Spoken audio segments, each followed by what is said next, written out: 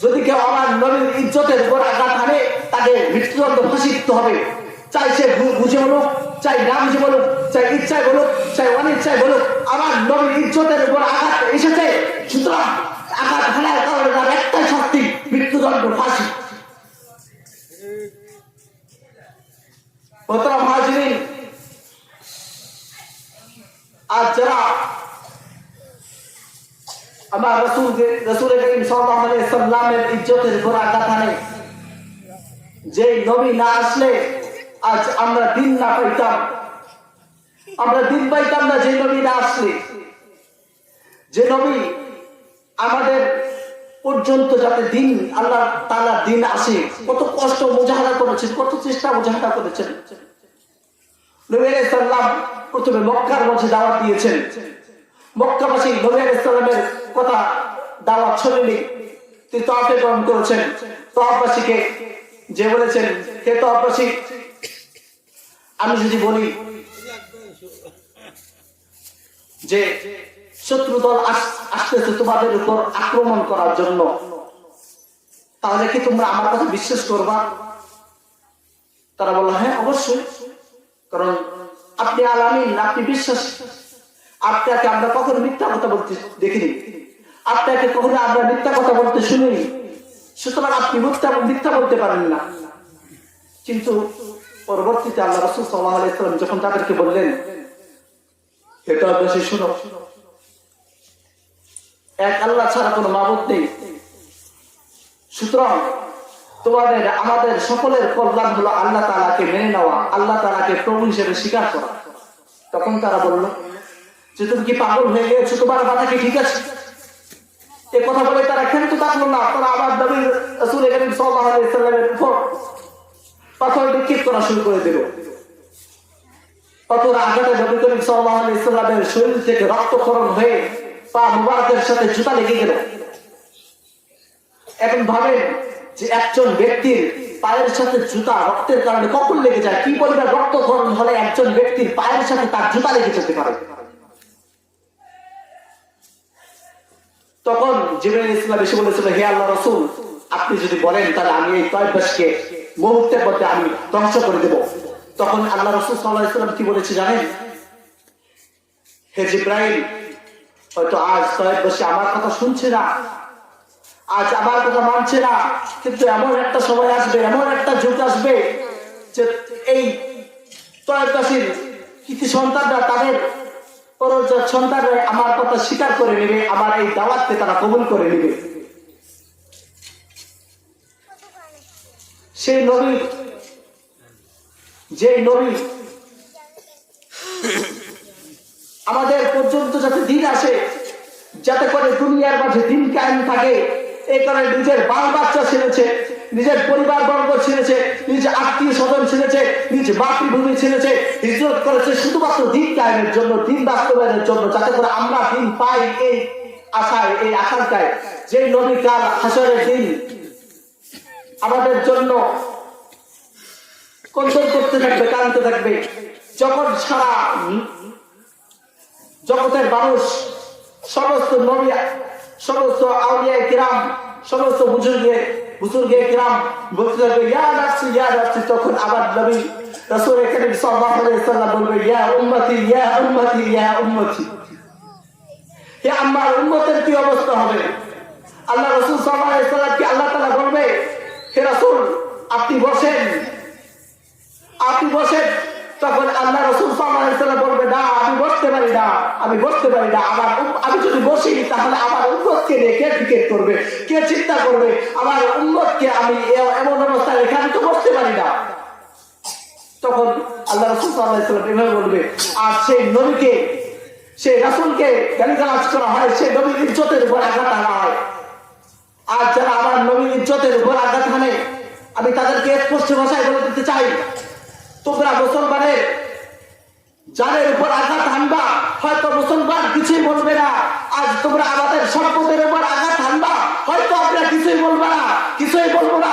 কিন্তু যদি তোমরা আমার নবীর ইজ্জতের উপর আঘাত হানো, যদি তোমরা আমার দিচ্ছি নবীর ইজ্জতের উপর আঘাত হানো, আমার নবীর ইজ্জতের ব্যাপারে কিছু বলো, তাহলে আমরা আর চুপ হয়ে বসে থাকতে পারি না। কারণ আল্লাহ রাসূল সাল্লাল্লাহু আলাইহি ওয়াসাল্লাম স্পষ্ট ভাষায় বলেছেন, লা ইউমিনু আহাদুকুম হাত্তা আকুনা আহাব্বা ইলাইহি মিন ওয়ালিদিহি ওয়া ওয়ালাদিহি ওয়া নাসি আজমাইন। যে একজন মানুষ, একজন ব্যক্তি প্রকৃত মুমিন হতে পারে না যতক্ষণ পর্যন্ত না আমি তার কাছে প্রিয় হব, তার সন্তান থেকে, তার ছেলে সন্তান থেকে, তার পিতামাতা থেকে, সমস্ত মানুষ থেকে যতক্ষণ আমি তার কাছে প্রিয় হবে না ততক্ষণ পর্যন্ত সে খাঁটি মুমিন হতে পারে না। সুতরাং যদি আমাদেরকে খাঁটি মুমিন হতে হয়, যদি আমাদেরকে খাঁটি মুমিন হতে হয়, খাঁটি মুসলমান হতে হয়, তাহলে আমাদের সজাগ থাকতে হবে। যদি কেউ আমার নবীর ইজ্জতের উপর আঘাত হানে তাহলে তখনই আমাদেরকে জেগে উঠতে হবে, আমাদের তখনই তাদের বিরুদ্ধাচরণ করতে হবে, তাদের মোকাবেলা করতে হবে। যদি মোকাবেলা করতে গিয়ে আমাদের নিজের জীবনকে বিসর্জন করতে হয় তাহলে নিজের জীবনকে বিসর্জন করবো। তারপর নবী করিম সাল্লাল্লাহু আলাইহি ওয়াসাল্লামের ইজ্জতের উপর আঘাত হানিকে আমরা ছাড়বো না। মোহতারাম হাজিরিন, কিন্তু বড় আফসোসের বিষয় হচ্ছে আজ যদি আমার পিতার উপর কেউ আঘাত হানে, আমার পিতার ইজ্জতের ব্যাপারে কেউ বলে, যদি আজ আমার ছেলের উপর কেউ আঘাত হানে তাহলে আমার মাথা ঠিক থাকে না, তখন আমি অস্থির হয়ে পড়ি। কিন্তু আজ আমার নবীর ইজ্জতের উপর আঘাত হানে তো আমাদের রক্তক্ষরণ হয় না, আমাদের অন্তর থেকে রক্তক্ষরণ হয় না, আমাদের ইমানি জজ্বা জাগ্রত হয় না। তা আমাদের বড় আফসোসের বিষয়।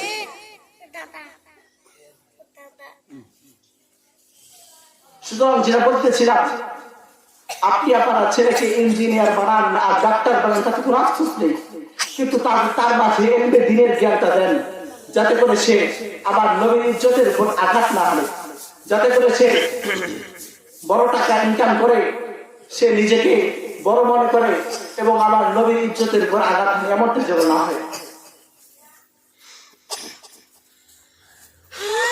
সুতরাং আমি বলি, আপনি যাই করেন না করেন আপনার ছেলেকে প্রাথমিক জ্ঞানটা মাদ্রাসায় দিবেন। একজন সফল কামিয়াব ব্যক্তিকে জানেন যার ব্যাপারে তার ছেলে কাল কিয়ামতের দিন সুপারিশ করবে। কিয়ামতের দিন যেদিন মা তার ছেলেকে চিনবে না, যেদিন ছেলে তার মাকে চিনবে না, যেদিন বাবা তার ছেলেকে চিনবে না, যেদিন ছেলে তার বাবাকে চিনবে না, বাবা তার ছেলেকে চিনবে না, যেদিন ভাই তার বোনকে চিনবে না, ভাই তার বোনকে চিনবে না, বোন তার ভাইকে চিনবে না, ভাই তার ভাইকে চিনবে না, ভাই তার ভাইকে চিনবে না, সেই কঠিন মুহূর্তের সময়, সেই বিভীষিকাময় দিনে ছেলে তার পিতার জন্য আরজ করবে। يوم يفر المرء من أخيه وأمه وأبيه وصاحبته وبنيه لكل امرئ منهم يومئذ شأن يغنيه। যেদিন সবাই নিজেকে নিজে ব্যস্ত থাকবে, সেদিন মা ছেলেকে দেখলে দৌড়ে পালাবে, সেদিন মা ছেলেকে দেখলে দৌড়ে পালাবে, সেদিন বাবা ছেলেকে দেখলে দৌড়ে পালাবে, ছেলে বাবাকে দেখলে দৌড়ে পালাবে। সবাই ইয়া রাখছি বলতে থাকবে, লা ইয়াদু হাবিবুন হাবিবা। সেদিন কোনো বন্ধু বন্ধুর কাছে আসবে না। সেই কঠিন মুহূর্তে ছেলে তার পিতার জন্য সুপারিশ করবে আল্লাহ তাআলার কাছে, ইয়া আল্লাহ, আজ আমি জান্নাত পাইলাম তো কার জন্য পাইলাম? আজ যদি আমার পিতা আমাকে মাদ্রাসায় না দিত, আজ যদি আমার পিতা আমাকে দিনের জ্ঞান না দান করতো, যদি তোমার পথে যদি পরিচালিত না করতো, যদি জান্নাতের পথ না দেখাতো, যদি তোমার ইবাদত করার প্রতি আমাকে উদ্বুদ্ধ না করতো, তাহলে তো আমি এই জান্নাত পাইতাম না। আমি জান্নাত পাইছি তো শুধুমাত্র আমার পিতার কারণে পাইছি। আমার পিতা যদি আমাকে সহযোগিতা না করতো, আমার পিতা যদি আমাকে উদ্বুদ্ধ না করতো, আমার পিতা যদি আমাকে জান্নাতের পথ না দেখাতো, তোমার হিদায়াতের পথে পরিচালিত না করতো, আমাকে মাদ্রাসায় না দিত, আমাকে ইলমে দ্বীন দান না করতো, আমাকে দিনের জ্ঞান না দান করতো, দিনের পাণ্ডিত্য দান না করতো, তাহলে তো আমি এই জান্নাত পাইতাম না। সুতরাং যে পিতার কারণে আমি জান্নাত পাইলাম, যে পিতার কারণে আজ আমি জান্নাত লাভ করলাম, যে পিতার কারণে আমার এত বড় সৌভাগ্য লাভ হইলো, আমি জান্নাতে যাইতে পারতেছি, সেই পিতাকে যদি আপনি জান্নাতে যাবেন, সেই পিতা যদি জান্নাতে যাবেন, তাহলে আমি জান্নাতে যাব না। ছেলে তার পিতার জন্য এভাবে আওয়াজ করতে থাকবে, যে ছেলে তার পিতার জন্য এভাবে আওয়াজ করতে থাকবে, সেই পিতাই হলো সব থেকে দুনিয়ার মাঝে সব থেকে বেশি হলো সফল কাম। তার থেকে বড় সফল কাম দুনিয়ার মাঝে আর কেউ নেই। আর দুনিয়ার মধ্যে সবথেকে দুর্ভাগা ব্যক্তি কি জানেন? যার ব্যাপারে তার ছেলে আল্লাহর কাছে আরজ করবে, হে আল্লাহ, আমার পিতা একা একা জান্নাতে যাইতেছে, অথচ সে আমাকে কোনোদিন বলেনি, হে ছেলে তুমি নামাজ পড়ো। আমার পিতা আজ একা একা জান্নাতে যাইতেছে, কিন্তু সে আমাকে কখনো বলেনি তুমি আল্লাহ তাআলার ইবাদত করো। আজ আমার পিতা একা একা জান্নাতে যাইতেছে, কিন্তু সে আমাকে দুনিয়ার মাঝে কোন দিনের জ্ঞান দান করেনি, আমাকে মাদ্রাসায় পাঠায়নি। আমি দিন কারে বলে আমি চিনতাম না, আমি জানতাম না। আমার পিতা আমাকে মাদ্রাসায় দেয়, আমি জানতাম কিভাবে, আমি কিভাবে জানবো?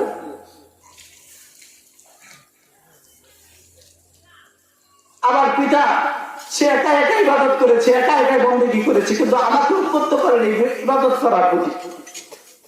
সুতরাং আমি যদি জান্নাতে না যাই, তাহলে আমার পিতাও জান্নাতে যেতে পারবে না। আমি আজ জাহান্নামে যাবো, আর আমার পিতা একা একা আমল করে সে জান্নাতে যাবে, এটা আমি মানি না। তার ছেলে সন্তান, তার স্ত্রী, বাল বাচ্চা এভাবে আল্লাহ তাআলার কাছে আরজ করবে। সব থেকে দুনিয়ার মাঝে সব থেকে হতভাগা সেই ব্যক্তি, যে ব্যক্তির ব্যাপারে তার ছেলে সন্তান, তার বাল বাচ্চা এভাবে আল্লাহ তাআলার কাছে এভাবে আবদার করবে। সুতরাং বলি,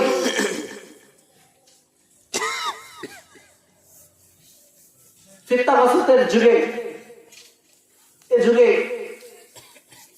যদি ঈমান রক্ষা করতে হয় তাহলে দুইটা বাধ্য।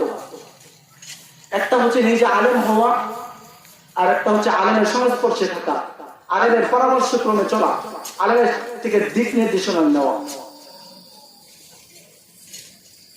সুতরাং আপনার ছেলেকে ইঞ্জিনিয়ার বানান, ডাক্তার বানান, তাতে কোনো আফসোস নেই, কিন্তু আপনি আপনার ছেলেকে প্রাথমিক শিক্ষাটা মাদ্রাসায় দেন। এটা গেল আপনার ছেলের প্রসঙ্গ। আপনি আপনার ছেলেকে কি করবেন? এখন কথা হলো যে আমি তো নিজেই জানি না,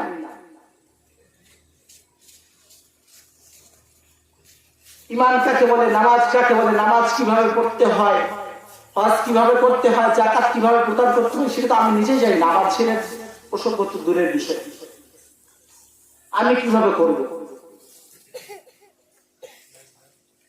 এই ফিতনা ফাসাদের যুগে যদি আপনি আলেম না হন বা আলেমের সংস্পর্শে না থাকেন, তাহলে আপনার ঈমান রক্ষা করা আদৌ সম্ভব নয়। কারণ এই যুগের ব্যাপারে আল্লাহ রাসূল সাল্লাল্লাহু আলাইহি সাল্লাম বলে গিয়েছেন যে এমন একটা যুগ আসবে যে যুগে হাতের মাঝে আগুনের অঙ্গার রাখা থেকে ঈমানে কলবে ঈমান রাখা কঠিন হয়ে দাঁড়াবে। মানুষ হাতে আগুন রাখতে পারবে, কিন্তু অন্তরে ঈমান রাখতে পারবে না। যে যুগের ব্যাপারে আল্লাহ রাসূল সাল্লাল্লাহু আলাইহি সাল্লাম বলে গিয়েছেন যে হে আমার সাহাবীরা, আজ তোমরা 190% আমল করতেছো, কিন্তু 10% ছাড়ার কারণে তোমরা জাহান্নামে হবা। কিন্তু এমন একটা যুগ আসবে, এমন একটা সময় আসবে যে যুগের মানুষ 90% ছেড়ে দেবে, শুধুমাত্র 1%, 10% আমল করার কারণে তারা জান্নাতে হবে। যে যুগের ব্যাপারে আল্লাহ রাসূল সাল্লাল্লাহু আলাইহি সাল্লাম বলেছেন তুবা লিল গারিবিন, যে দুই প্রকারের মানুষের জন্য সুসংবাদ। এক প্রকারের মানুষ হচ্ছে যারা ইসলামের শুরু জামানায়, শুরুর যুগে ঈমান এনেছে। কারণ ইসলামের শুরু জামানায়, শুরুর যুগে ঈমান আনা অনেক কঠিন ছিল। তখন কেউ চাইলে ঈমান আনতে পারতো না। তার পারিবারিক চাপ ছিল, তার সামাজিক চাপ ছিল, তার আত্মমর্যাদার ব্যাপার ছিল। আবু তালেবের ব্যাপারে বলা হয়, সে বলেছিল হে আমার ভাতিজা, হে রাসূল, আমি জানি তোমার ধর্ম ঠিক, তোমার ধর্ম সত্য, কিন্তু যদি আজ আমি তোমার ধর্মে বিশ্বাসী হয়ে যাই, তাহলে লোকেরা আমাকে কি বলবে? যে আবু তালেব সর্বশেষ নিজের ভাতিজার ধর্ম গ্রহণ করলো, তার পিতা বাপ দাদার ধর্ম ছেড়ে দিল, এ কথা আমি সহ্য করতে পারবো না। সে যুগে ঈমান আনার লজ্জাকর বিষয় ছিল। এই কারণে সে যুগে যারা ঈমান এনেছে তাদের জন্য এক সুসংবাদ, আর আরেক সুসংবাদ হচ্ছে যারা সর্বশেষ যুগে ঈমান আনবে। কারণ এ যুগে এ সময় ঈমান আনা বড় কঠিন বিষয়, ঈমান রক্ষা করা কঠিন বিষয়। সুতরাং এই ফিতনা ফাসাদের যুগে যদি আপনার ঈমানকে হেফাজত করতে হয়, যদি আপনার ঈমানকে ঠিক রাখতে হয়, তাহলে অবশ্যই অবশ্যই হয়তো আপনাকে আলেম হতে হবে, না হলে আলেমের সংস্পর্শে থাকতে হবে। আপনি বড় হয়েছেন, আপনার সর্বপ্রথম বলবো পারলে আপনি মাদ্রাসায় পড়েন, কারণ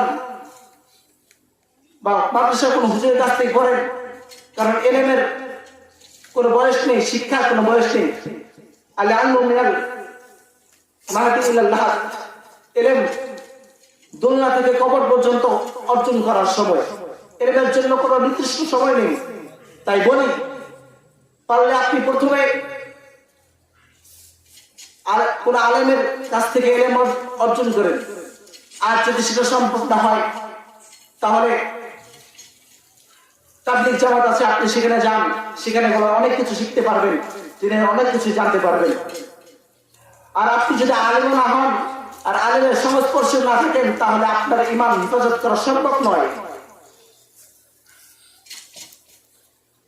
এখন কথা হলো, ঈমান কি হেফাজত করতে হয়? অনেকের মনে হতে পারে ঈমান কি ভেঙেও যায়, অনেকের মনে হতে পারে। হ্যাঁ, ঈমান যেভাবে আনতে হয়, বিভিন্ন কারণে ঈমান ভেঙেও যায়। সব থেকে গুরুত্বপূর্ণ, মানুষের জীবনে সব থেকে গুরুত্বপূর্ণ বিষয় হচ্ছে ঈমান। একজন মানুষ যতই হজ করুক না কেন, যতই জাকাত দেখ না কেন, যতই নামাজ পড়ুক না কেন, যতই ইবাদত বন্দেগী করুক না কেন, এর কোনো মূল্য নেই, এর কোনো হিসাব, এর কোনো ফায়দা নেই যদি না তার ঈমান থাকে। আর একজন ব্যক্তি তার শুধুমাত্র ঈমান আছে, তার আর অন্য কোনো আমল নেই, সে কোনোদিন নামাজ পড়ে নেই, সে কোনোদিন জাকাত প্রদান করেনি, সে কোনোদিন হজ করেনি, সে কোনোদিন মসজিদের বারান্দাও যায় নেই, সে ইসলামের কোনো বিধিবিধান আদায় করেনি, শুধুমাত্র ঈমানের কারণে সে একদিন না হয় একদিন জান্নাতে অবশ্যই অবশ্যই প্রদান করবে, অবশ্যই অবশ্যই সে জান্নাতে প্রবেশ করবে। পক্ষান্তরে একজন ব্যক্তি যদি শুধু ঈমান আমল থাকে, কোন ঈমান না থাকে, সে চিরস্থায়ী জাহান্নামে যাবে। এই জন্য রাসূল কারীম সাল্লাল্লাহু আলাইহি ওয়াসাল্লাম বলেন, মান ক্বালা লা ইলাহা ইল্লাল্লাহ দাখালাল জান্নাহ। যে ব্যক্তি শুধুমাত্র বলবে এক আল্লাহ, তিনি ছাড়া কোনো মাবুদ নেই, অবশ্যই অবশ্যই জান্নাতে প্রবেশ করবে। যদি সে আমল না করে, হয়তো এই কারণে সে জাহান্নামে যেতে হবে, কিন্তু অবশ্যই অবশ্যই সে জান্নাতে যাবে। কিন্তু আজ আমরা এই ঈমানের ব্যাপারে গাফেল। আজ আমরা অনেকে এটাও জানি না যে ঈমান কয় কারণে ভেঙে যায়, ঈমান কি কি জিনিসের নাম।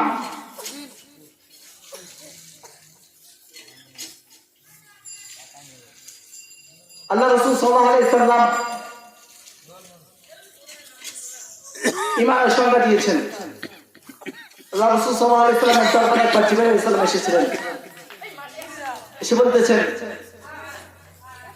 মানে ঈমান, মানে ইসলাম, মানে ইহসান, বিভিন্ন বিষয়ে জিজ্ঞাসা করতেছেন, শুধুমাত্র একটা উদ্দেশ্যে, সাহাবীদেরকে শিক্ষা দেওয়ার জন্য। তখন আল্লাহ রাসূল সাল্লাল্লাহু আলাইহি ওয়াসাল্লাম বলেছিলেন, আল ঈমান, ঈমান হচ্ছে আন তাকুলু আমানতু বিল্লাহি বিআসমাইহি ওয়া কুতুবিহি ওয়া রাসূলিহি ওয়াল ইয়াউমিল আখির ওয়াল কদরি ওয়াল বা'থি বা'দাল মাউত। ঈমান হচ্ছে যে আল্লাহ তাআলাকে এক বলে স্বীকার করা, কুরআন আল্লাহ তাআলার বাণী এটা স্বীকার করা, হযরত রাসূল কারীম সাল্লাল্লাহু আলাইহি ওয়াসাল্লাম আখিরি নবী, তিনি আল্লাহ তাআলা থেকে প্রেরিত নবী, তাকে স্বীকার করা, ভালো মন্দ যা কিছু হয় সবটাই আল্লাহ তাআলার পক্ষ থেকে হয়, এটা স্বীকার করা, এবং মৃত্যুর পরে আবার পুনরায় জীবিত হতে হবে, এটা স্বীকার করা। এই সমস্ত বিষয়ের নাম হচ্ছে ঈমান। সুতরাং যদি কেউ এগুলোকে অস্বীকার করে, তাহলে তার ঈমান বিনষ্ট হয়ে যাবে। আমি দুই একটা উদাহরণ দিচ্ছি কি কি কারণে ঈমান বিনষ্ট হয়ে যায়। এক নম্বর বিষয় হচ্ছে আল্লাহ তাআলাকে এক বলে স্বীকার করা। এক বলে স্বীকার করার বিপরীতে হচ্ছে আল্লাহ তাআলাকে একাধিক মানা। যদি কেউ আল্লাহ তাআলার সাথে শিরক করে, আল্লাহ তাআলাকে একাধিক মনে করে, তাহলে তার ঈমান থাকবে না। কারণ আল্লাহ তাআলা বলেছে লা তুশরিক বিল্লাহ, তোমরা আল্লাহ তাআলার সাথে শরীক করো না। আর আল্লাহ তাআলা এক, তার দলিল হচ্ছে আল্লাহ তাআলা নিজে উল্লাসের মধ্যে ইরশাদ করেন লাউ কানা ফীহিমা আলিহাতুন ইল্লাল্লাহ লাফাসাদাতা, যদি জমিন এবং আসমানের মাঝে আল্লাহ তাআলা ছাড়া দ্বিতীয় আরেকজন ইলাহ থাকতো তাহলে অবশ্যই অবশ্যই আসমান এবং জমিন বিনষ্ট হয়ে যেত। কারণ যদি দুইজন প্রভু থাকে তাহলে একজন প্রভু চাইবে আসমান উপরে হোক, আর একজন প্রভু চাইবে আসমান নিচে হোক, একজন প্রভু চাইবে জমিন উপরে হোক, আর একজন প্রভু চাইবে জমিন নিচে হোক। এইভাবে ইলাহদের মাঝে, আল্লাহদের মাঝে বিভিন্ন মতলব্যের কারণে আর আসমান জমিন সৃষ্টি হবে না। এখন যেহেতু আসমান এবং জমিন সৃষ্টি হয়েছে, তার মানেই একাধিক ইলাহ নেই। একাধিক ইলাহ থাকলে আসমান জমিন সৃষ্টি হতে পারতো না। এখন যদি কেউ আল্লাহ তাআলাকে একাধিক মনে করে অথবা মনে করে আল্লাহ তাআলা নেই, তার ঈমান চলে যাবে। কোরআনের প্রতি বিশ্বাস রাখা মানে হচ্ছে কোরআন এটা আল্লাহ তাআলার বাণী, যা আল্লাহ তাআলা থেকে অবতীর্ণ হয়েছে, নবী আলাইহিস সালামের উপর অবতীর্ণ হয়েছে, আল্লাহ তাআলার পক্ষ থেকে এসেছে।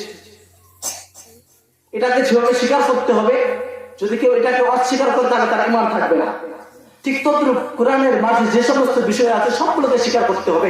কোরআনের মাঝে এসেছে যে সমস্ত বিষয় বিধিবিধান, যদি কেউ তার একটাকে অস্বীকার করে তাহলে তার ঈমান থাকবে না।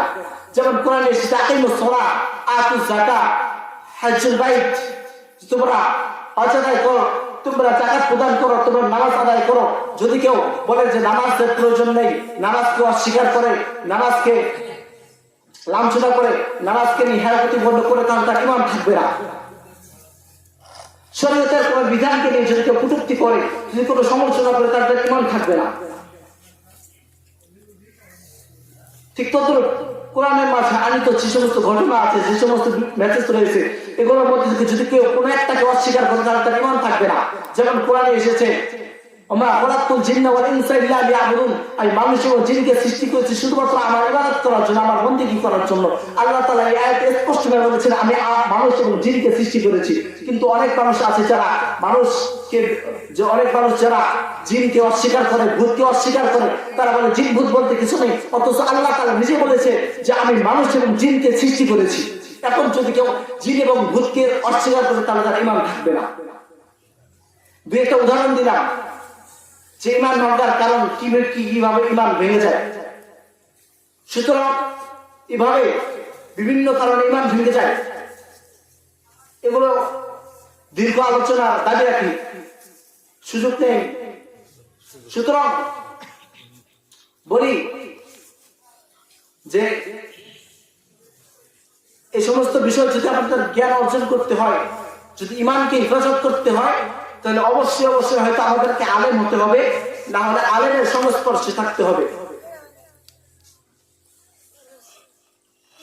আজ আমরা নিজেকে পণ্ডিত মনে করি, ওরা আলেমদের সাথে কোনো সংস্পর্শ নেই, বিচিত আলেম হতেই পারেনি, ওরা আলেমকে জিজ্ঞাসাবাদ করি না। আজ আমরা আমাদের ঈমানের ব্যাপারে গাফেল। ঈমান যেমন গুরুত্বপূর্ণ জিনিস, ঈমানকে হেফাজত করাও ঠিক তদ্রূপ গুরুত্বপূর্ণ জিনিস। নামাজ যদি ফরজ হয় তাহলে নামাজকে শেখাও ফরজ। ঈমান যদি ফরজ, যদি ঈমানকে হেফাজত করা, ঈমানকে শেখা, ঈমানকে আঁকড়ে রাখার পদ্ধতি জানা, এটা ফরজ। মোহতারাম হাজিরিন, যে বলতেছিলাম আজ আমরা ঈমানের ব্যাপারে গাফেল, আজ আমরা ঈমানের ব্যাপারে উদাসীন। অথচ ইহুদি খ্রিস্টান না, তারা আমাদের ঈমান হরণের বিভিন্ন পায় তারা করছে। তাদের একটাই উদ্দেশ্য, কিভাবে মুসলমানদের ঈমানকে বিনষ্ট করা যায়, কিভাবে মুসলমানদের ঈমান হরণ করা যায়। কারণ যদি মুসলমানদের উপর আধিপত্য বিস্তার করতে হয়, যদি মুসলমানদের উপর ক্ষমতা কায়েম করতে হয়, তাহলে একটা মাত্র উপায়, মুসলমানদের ঈমানকে বিনষ্ট করে দাও, ঈমানকে দুর্বল করে দাও। তাহলে কখনো মুসলমান তোমাদের বিরোধিতায় দাঁড়াতে পারবে না। কারণ মানুষ কাফের মুশরিকদের বিরোধিতা করে তো ঈমানের বলে বিরোধিতা করতে পারে, তাইও কারো শক্তি বলে, কেউ কারো সামর্থ্য বলে কাফের মুশরিকদের বিরোধিতা করতে পারে না। কাফের মুশরিকদের বিরোধিতা করতে হলে একটাই উপায়, সেটা হলো ঈমানের মজবুতি, ঈমানের দৃঢ়তা। ঈমানের কারণে মানুষ কাফের মুশরিকদের মোকাবেলা করতে পারে। সুতরাং ইহুদি খ্রিস্টানরা বড় একটা অর্থ, বড় একটা শক্তি এই কাজে নিয়োজিত। তারা বড় একটা অর্থ ব্যয় করতেছে শুধুমাত্র মুসলমানদের ঈমানকে বিনষ্ট করার জন্য।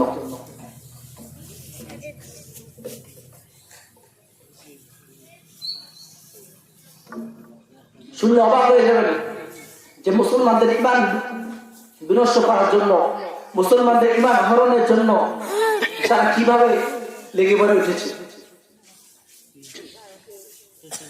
তারা হাসপাতালগুলোর মাঝে ইহুদি খ্রিস্টানদের সংস্থা যে সমস্ত হাসপাতাল আছে সেগুলোর মধ্যে তারা বিনা মূল্যে চিকিৎসা প্রদান করে। সেখানে রোগী আসার পরে নিম্নমানের একটা ওষুধ দেওয়ার পর বলে যে তুমি মুহাম্মদের নামে খাও, তুমি এটা আল্লাহর নামে খাও। যে ওষুধটা সেই রোগের জন্য উপযুক্ত নয়, সে ওষুধ খাওয়ার পর যখন তার বেদি, তার রোগ শেষ হয় না, তখন সেই রোগের উপযুক্ত ওষুধ প্রদানের পরে তারা বলে যে এই ওষুধ তুমি খ্রিস্টান প্রদানের নামে খাও। যখন উপযুক্ত ওষুধ হওয়ার কারণে তার সুস্থ হয়ে যায়, তার সুস্থতা আসে, তখন খ্রিস্টানরা ইহুদিরা বলে যে বলো কে তোমাকে সুস্থতা দান করলো? তুমি তো ওষুধ মুহাম্মদের নাম খেয়েছিলে, তুমি তো এই ওষুধ আল্লাহর নামে খেয়েছিলে, কিন্তু কি তোমাকে তোমার মুহাম্মদ, তোমার আল্লাহ কি তোমাকে সুস্থতা দান করতে পেরেছে? না, পারে নাই। এই সুস্থতা দিয়েছে তো আমাদের প্রভুই দিয়েছে, তোমাদের প্রভু না। সুতরাং যেই তোমাদের প্রভু সুস্থতায় দিতে পারে না, সেই প্রভু তুমি পূজা করবা তো করবা কি কারণে? সেই প্রভু তোমাকে সুস্থতায় দিল না। এভাবে হাসপাতালের গুলোর মাঝে মুসলমানদের ঈমান বিনষ্ট করছে। স্কুলের মধ্যে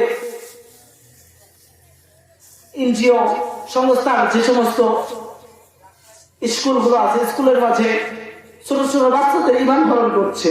কিভাবে? বাচ্চাকে বলে তুমি তোমার প্রভুর কাছে চকলেট চাও, তুমি তোমার মুহাম্মদের কাছে চকলেট চাও। সে চায়, তার হাতে কোনো চকলেট দেওয়া হয় না।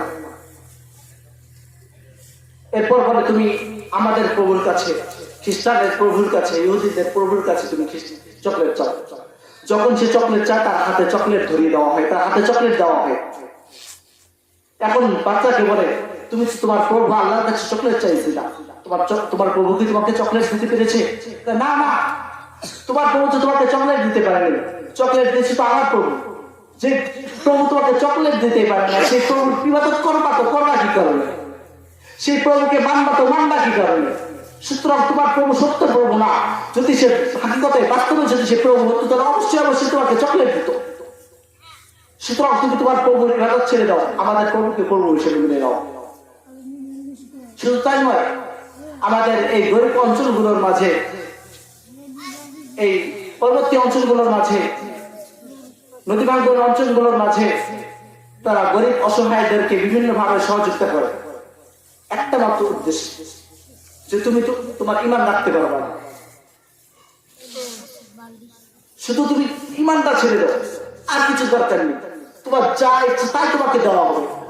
এখন গরিব মানুষ অসহায়, তার জ্ঞান নেই, সে তো ভাবে যে যদি আমি আমার ঈমানকে ছেড়ে দেওয়ার কারণে আমি দুনিয়ার মাঝে ভালো থাকতে পারি, আমি দুনিয়ার মাঝে ভালো খাইতে পারি, আমি দুনিয়ার মাঝে ভালো পড়তে পারি, আমি দুনিয়ার মাঝে যদি ভালোভাবে চলতে পারি, তাহলে আমার ঈমানের দরকার কি? আমার ঈমান তো আমাকে ভালোভাবে চালাইবে না, আমার ঈমান তো আমাকে আমার অর্থ দান করবে না, আমার ঈমান তো আমাকে ভালোভাবে চলার সহযোগিতা করবে না।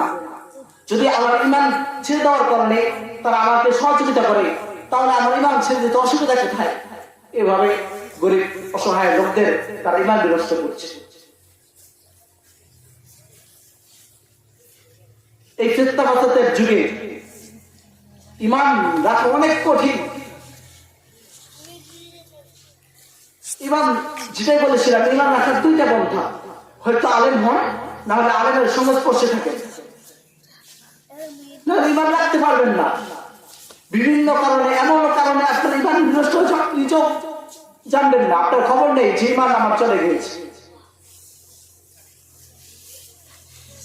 সুতরাং আমাদের কর্তব্য হলো আমরা নিজে শিখব এবং যারা জানে তাদের সংস্পর্শে থাকবো এবং যারা জানি আলেম আছে তাদের কর্তব্য হলো যে ঐক্যবদ্ধের মাধ্যমে বিভিন্ন সংগঠনের মাধ্যমে এই সমস্ত এনজিও সহ ইহুদি খ্রিস্টানদের বিভিন্ন যে সমস্ত সংস্থা আছে সেগুলোর বিরোধিতা করা, যাতে করে তারা আমাদের মুসলমানদের ঈমান বিনষ্ট না করতে পারে। আমাদের মনে রাখতে হবে, যদি কোন নাস্তিক মুরতাদ তাদের নিজস্ব ধর্ম পালন করে আমাদের কোনো আফসোস নেই। যদি কোন খ্রিস্টান মুরতাদ, যদি কোন কাফের মুশরিক তাদের নিজস্ব ধর্ম পালন করে, তাদের নিজস্ব ইবাদত বন্দী করে, আমাদের কোনো আফসোস নেই। প্রখ্যাত করে যদি করে ইহুদি খ্রিস্টান, যদি করে কাফের মুশরিক আমাদের মুসলমানদের ঈমান হরণ করার চেষ্টা করে, আমাদের মুসলমানের ঈমানের উপর আঘাত ধরে, যদি শরীয়তের উপর বিধানের উপর আঘাত ধরে, আমার নবীর ইজ্জতের উপর আঘাত ধরে, তাহলে আমাদের আর বসে থাকার সময় নেই।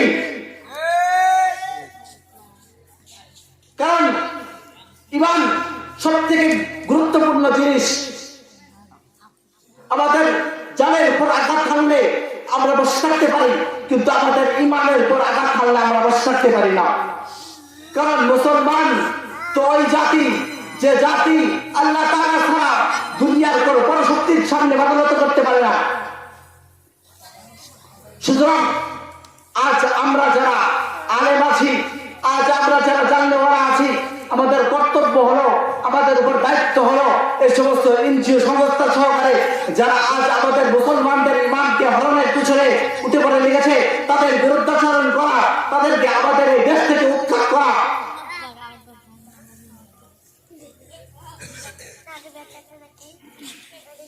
সুতরাং আমাদের সজাগ দৃষ্টি রাখতে হবে, আমাদের ঐক্যবদ্ধ হতে হবে। আমরা যদি কেউ একাই কোনো আলেম যাই কোন একটা সংস্থাকে উদ্ঘাটন করতে, এটাকে উৎখাত করতে, তাহলে আমাদের একার পক্ষে সম্ভব হবে না।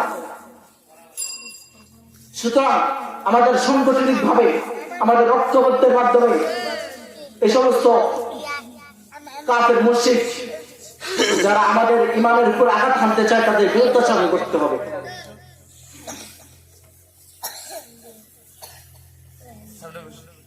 সুতরাং সর্বশেষ কথা হচ্ছে,